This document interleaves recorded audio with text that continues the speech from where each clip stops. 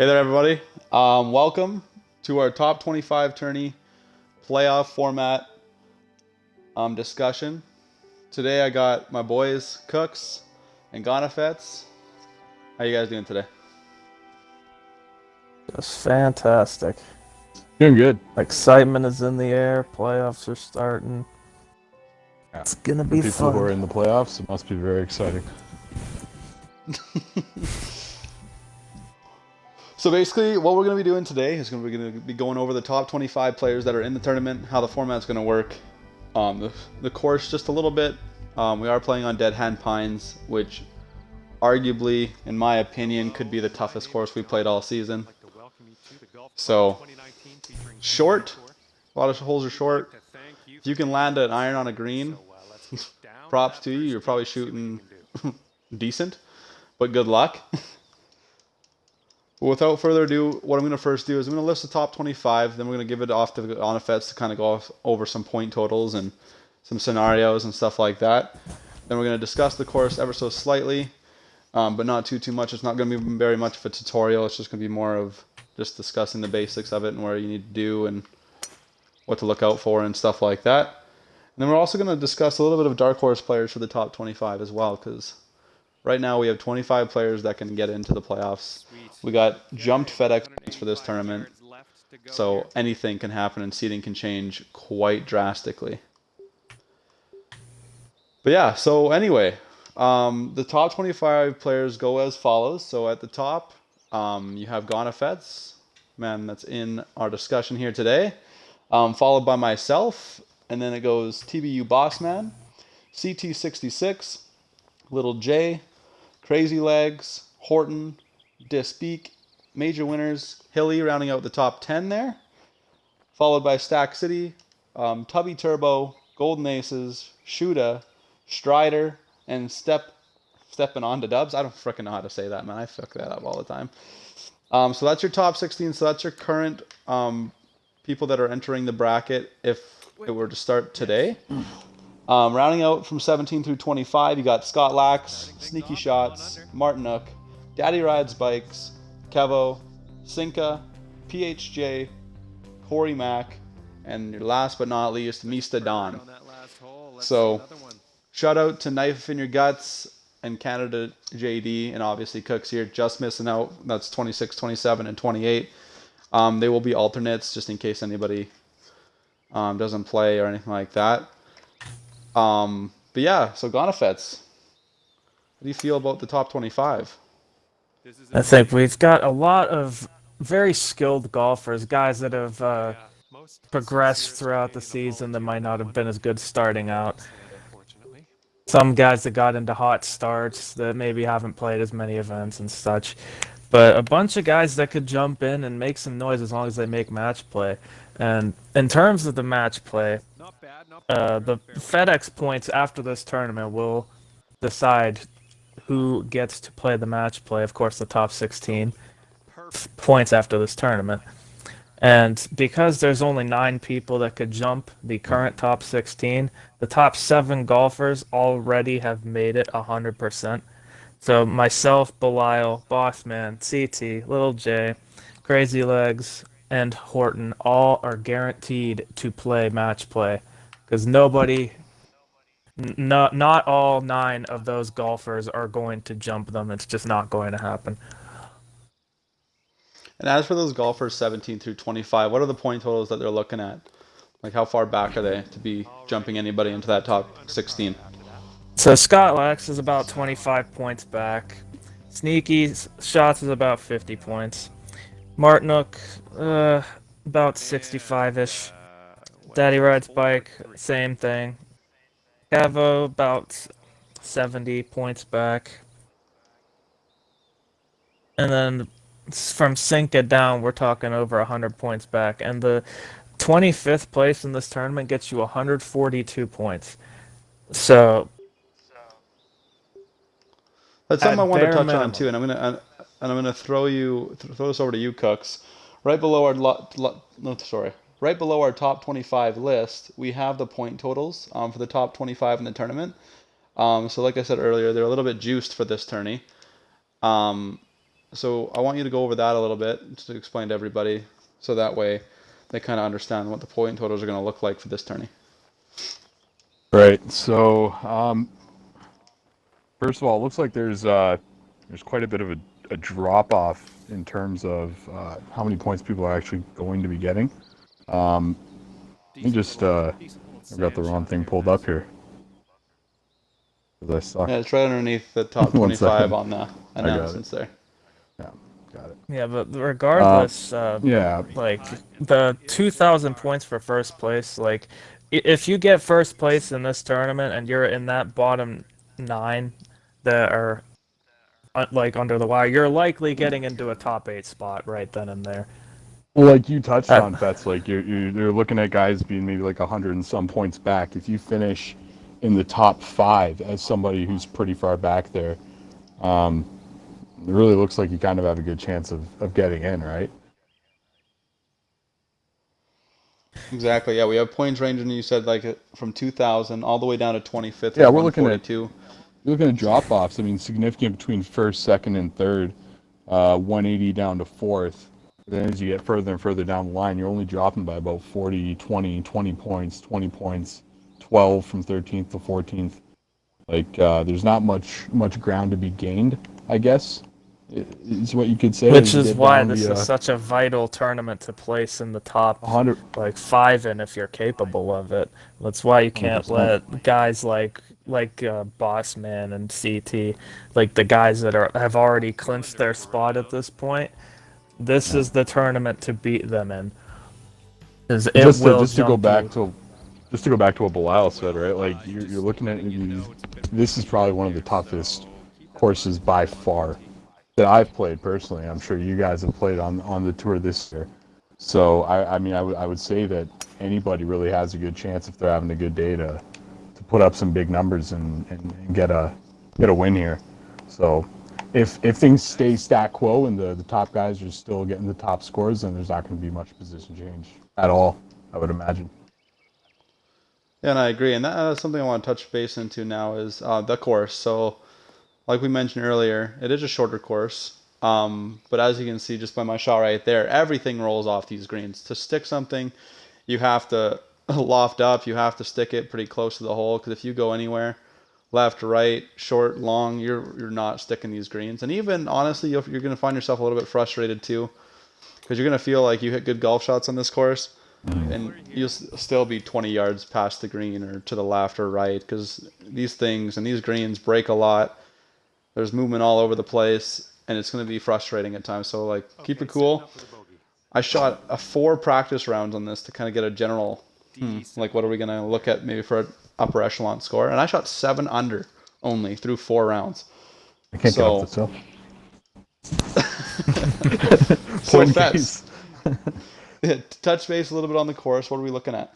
So, for the course, it's a pretty short course overall, like yardage-wise. Yardage-wise, you shouldn't have much of a problem. Matter of fact, you might try to go for the green in one on a couple par fours.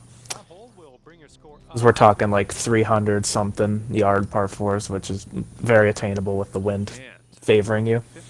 But what really kills you, as we've been starting to mention here, is these greens. They just eat everything alive and spit everything away from where you want it to go. It just takes all of your approaches. You have to really do well off the green here to do well. Like someone like Belial, who is notorious for his chipping ability, is going to probably have a good time, and he's shot 7 under rather in practice rounds. So it's gonna be a really debatable on what the top echelon scores are gonna be. Yeah, and like I said, as we're shooting here, you can see like I'm hitting flop shots 2 clubs shorter, and it's still rolling past the hole. So, like I said, it's gonna be tough. So like I said, we're not gonna go too much in detail on the course. It is what it is. It's a short course. It's fast. It's quick. It's difficult. It's frustrating as hell. So I want to get in a little bit. We're also going to be doing another show when it comes to the bracket, but I want to discuss a little bit of the playoff format.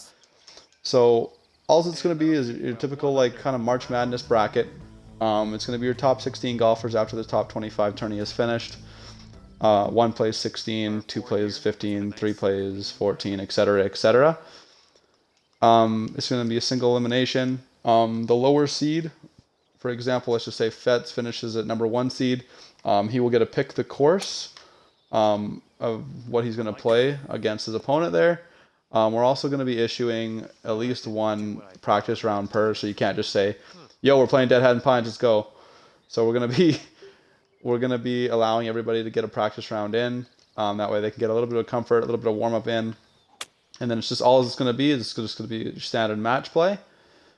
No stroke, just match. We find like there's a little bit better balance, and somebody's not having one bad hole and then them costing them the whole bracket. So I think that's the format we decided to run with. I think that's the most fair. What do you guys think about the playoff format? Just like we did last season with the match play, which was really well received by those that were involved in it. Who doesn't like to go one-on-one with some of the best people that you know?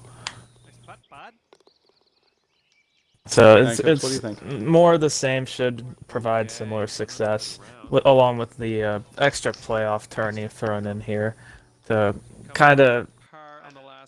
It just makes things a little more interesting, gets more people involved near the end of the season. It's gonna be fun. Absolutely. And Cooks, I know right now you're not in the bracket, but what do you feel about the playoff format? I think it's great. I'd echo what Fetz said, or guys are going to get to play, not only good players, but friends, people that we play foursomes with all the time, and it'll be I think it'll be a lot of fun. It'll be a lot of sportsmanship, a lot of good energy, but also a lot of good competition.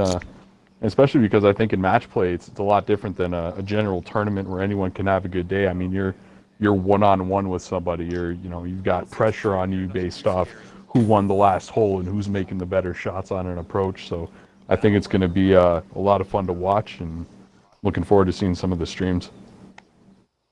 And that's one thing too with when it comes to match play is like we're gonna have turn order, so you're gonna have that little extra pressure of the said other person watching your shot. I do recommend that everybody that is participating in it to stream their match. I know last year during the finals with me and Fats when we were streaming it, we had like almost 50 viewers from the tour watching. So it's like on top of the one-on-one pressure for the quote-unquote championship, you also have your fellow golfers sitting there scrutinizing every move, every shot, every putt. So I think it definitely goes a long way. So I definitely recommend the streams. I know I'll be streaming my matchups. I know Fats will be streaming his matchups. So like I said, I highly recommend for anybody else to do that as well. And I've just for the record beaten Bilal twice, so I mean anything can happen. But yeah, that's gonna be the general playoff format. Nothing will change too much. If there's anything that we think we need to change, we will let you guys know. So kind of our final subject. This is gonna be a little bit quicker of a video, just kind of follow up. Is we're gonna discuss some dark horse players for our top 25 tourney. So you guys have heard who's in the top 25 tourney, how many points people are back. I'm gonna start with you, Fets. Who do you think are some dark horse golfers that we could see shoot low in this top 25 tournament, and maybe people from 17 to 25 hop into that top 16? And maybe who do you think will maybe falter a little bit? Well, first off, right off the bat, I'm looking at two names in particular. Scott Lax, he's motivated. He's only one spot back from being in the top 16, only 25 points. So he knows he doesn't have to do too well, probably, to get into that top 16. He's probably thinking like somewhere along the lines of a top 10 finish. And he's motivated. He got eliminated in the first round last season by me, and he really wants to get into match play again and really show everyone what he's really made of. He thinks he could really make some noise. And PHJ as well is my other option that I'm looking at. He is notorious for playing master clubs on a lot of these tournaments, and still he's 23rd. Like, I've seen him in the leaderboards perform very admirably under master clubs with everyone else using pro. So I'm thinking if he's using pro clubs for this tournament, it's going to be interesting to see where he ends up. Yeah, absolutely. And PHJ too is about, I think, what, 250 points back currently. Is that currently what he's at? Yeah, he's at 579 right now, and stepping on dubs is at 807, so that is roughly 230. Okay. Okay, Cooks, what do you think? Some dark horse players. Let's see if we can For switch me, it up I a mean, little bit. yeah, I mean, Betts said Scott, so I would have to switch my second option. But for me, the top two, I'd say Martin Nuke and Kevo are both two guys that are right in that bubble of the 700s, where they're sort of within about 70 points of getting into the top 16. And I saw Martin Nuke play a little bit earlier, and he looked solid. But Kevo's one of those guys where I didn't see him on the leaderboards much of the season here, all that much. And then in the last, I think it was about 3 or 4 tournaments. All I've seen is him plastered all over that top 10, top 15 area. So I think Kev was one of those guys that could come out and have a good day and possibly make some noise and move up the leaderboard. I got kind of a surprise one. I don't know if it's too much of a surprise anymore with the recent how he's been playing. But Misa Don, he's 25th on the list, squeaked in by 3 FedEx points only. Well, that guy last tournament in Portrush shot a 15 under round in one of the tournaments, like in one of the rounds, sorry. So I think that for me would be obviously the biggest dark horse with him being last. But like that guy is capable of shooting low. If he's on fire, if he's feeling it, I could see him being a top 10 easily in the tournament and possibly push top 5. So that's somebody that I think I'll look out for. And another one, we haven't seen him play too much. I think he's only played 7 tournaments, but Sinka took a little bit of a break from the game. Still squeaked into number 22 spot. But that guy came top 5 in a couple majors this season. And I think he's another guy, and he is confirmed that he is playing, that I think we could squeak into the top 16 and possibly make some huge noise when it comes to the bracket. Like that, for example, would be if I looked at everybody out of the, like from the 17 to 25 range, I think Cinco would be the matchup that I would not want to face in the first round of playoffs for me. So those are my two. But I think all of us, all 6 of the players that we mentioned, definitely are huge contenders for this tournament. And I think with PHJ, I think this kind of plays into his play style of being conservative, because this course, it kills you if you're going to be over aggressive. You kind of got to take what you want, like with the greens and the slopes and the choices of clubs. You definitely got to be particular. So I think this could definitely play into some people's strengths here. Yeah, guys, so that's the top 25 tourney. Like I said, not too long of a video. We just wanted to kind of get it out there and get excited. It's tomorrow. If there's anybody that fails to participate that is in the top 25, like I said, we do have our 3 alternates. The tournament will still be open for everybody to play. So obviously you guys can still play it, still enjoy it. Just know that your scores will be taken into account for FedEx points. They'll just be removed from the API. And also brought back if we need anything for alternates, like I said.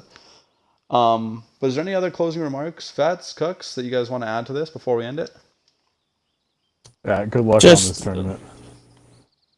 Good luck to everybody on this tournament. I just want to say, like real quick about the match play thing, is a couple things to think about going into it for anybody that's either already made it or is pretty confident that they're going to make it, or even just wants to prepare in general. A couple different things to note. If you're going to do a practice round on the course that's chosen, make sure your clubs that you have are comfortable, like you're not going to get stuck between clubs too often on your approaches to greens and stuff like that. And another thing is pay attention to your opponent's shots. If you see that they're using a club and it doesn't go where they want it to go, then take full advantage of that. Club up, club down, whatever. Do what you got to do. Okay, because it's turn order, so it's not like you're going to be in the free-flowing mojo the entire time. Exactly. Yeah, most of all, enjoy it, guys. Have fun with it. Try not to get too frustrated at the course. You're gonna think at times it's pretty unrealistic, which I would happen to agree with you sometimes. But this is the best course that we Oh could my find for a God. playoff atmosphere. So definitely one that I think we should see some low scores. I think low 20 unders will win this tournament. I don't think you're going to see anybody shoot a 12 under in a round. I know I've never seen it. So, like I said, guys, have fun with it. Again, thanks Cooks, thanks Feds for joining me. And like I said, this starts tomorrow. So make sure you're on it. You'll have I think 3 or 4 days to get through with it. I know LG started and everything like that, but like I said, take the time, take the 4 rounds. If not, you're gonna unfortunately lose your spot. So definitely don't want that to happen for anybody either. Okay, guys. Well, thanks again for joining me. We'll see you guys soon for the top 16 bracket, where we discuss the matchups of the first round and so on, and our predictions for that. But other than that, you guys, peace.